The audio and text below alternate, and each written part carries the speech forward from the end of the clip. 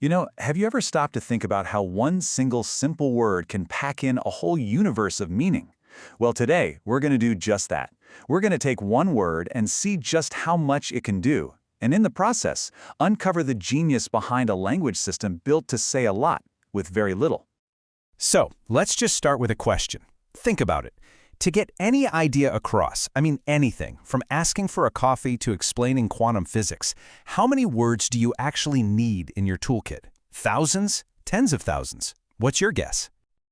Get this. The answer, believe it or not, is 850. That's it. There's a whole system out there designed to express pretty much any concept you can think of, using a vocabulary that's, well, smaller than what many of us use before our morning coffee. And that system has a name, Basic English. It's this incredibly clever, controlled language with just those 850 core words. But don't let the small number fool you. It's powerful enough for global business, for teaching, for all sorts of things. And to really get a feel for how it works, we've got to see it in action. So to really appreciate the elegance of this whole idea, we're going to put just one of those 850 words under the microscope. And the word we've chosen for our little case study is hearing. And yep, right there in the official list, you'll find it. Hearing absolutely made the cut. But that just leads to the bigger question, right? Why? Out of all the words in the English language, what makes this one so essential? Okay, let's start breaking this down with its most common job, the one you probably think of first, hearing, as an action, as a verb. So as a verb, it's super straightforward, right? Hearing is simply the act of using your ears to pick up a sound. If you say, "Are you hearing that strange noise?" you're talking about that physical process happening right now. Simple. Now, let's just focus on the sound of the word itself for a second.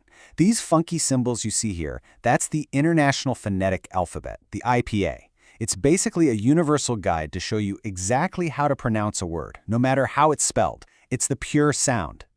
And just so we're all on the same page, here's the standard US pronunciation. Go ahead and listen. The sound itself is simple, but as we're about to find out, the meanings it carries, well, they're a whole other story. Because hearing isn't just something you do. It can also be a thing, a noun.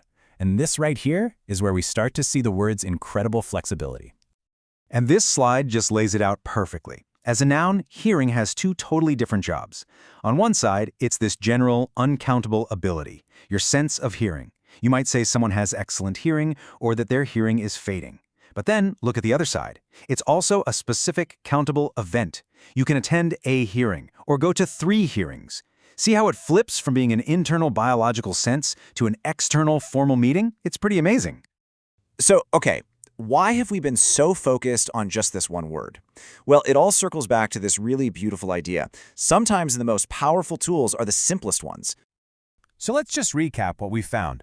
With this one little word, hearing, from that basic English list, we can talk about 3 completely different things. There's the physical action of using your ears. There's the abstract concept of the ability to hear. And then there's the formal, social idea of a legal hearing.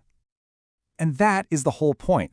The words that made it onto the basic English list aren't just simple. They are linguistic Swiss Army knives. They are incredibly versatile. Hearing isn't just about sound waves. It's about our bodies, our minds, and even our justice system. That is an incredible amount of work for just 7 letters. Talk about efficiency. Which really just leaves us with one final thought to chew on. If a single word like hearing can do all of that, just imagine what you could build with the full 850. So I'll leave you with this question. What big, complex idea could you break down and explain if you only had those simple, powerful tools to work with?